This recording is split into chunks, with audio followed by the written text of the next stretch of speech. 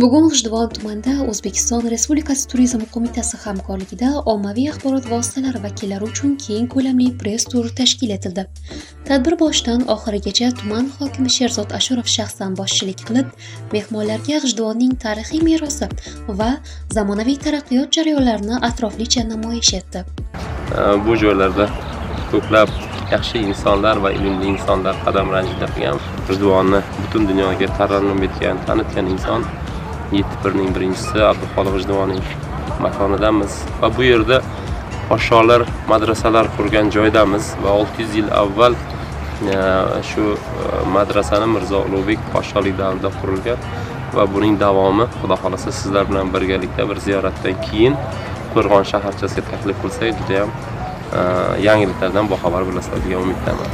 Press tur buyuk aloma Naqshbandiya taraqqiyotining ulug' namoyandasi Abduxoliq G'ijduvoniy ziyoratgohini ziyorat qilish bilan boshlandi. Mehmonlar bu muqaddas maskanda olib borilayotgan obodonlashtirish ishlari, ziyoratchilar uchun yaratilayotgan sharoitlar va tarixiy merosga bo'lgan e'tibor bilan yaqindan tanishdilar. Bu ziyorat press turning ruhiy asosini mustahkamlagan muhim qadamlardan biri bo'ldi. Keyingi manzil sifatida ommaviy axborot vositalari vakillari Qo'rg'on turizm mahallasiga tashrif buyurishdi. Bu hududda turizm infratuzilmasini rivojlantirish bo'yicha amalga oshirilayotgan ishlar G'ijduvonning kelajakdagi sayyohlik salohiyatini naqadar yuqori ekanligini yana bir bor namoyon etdi.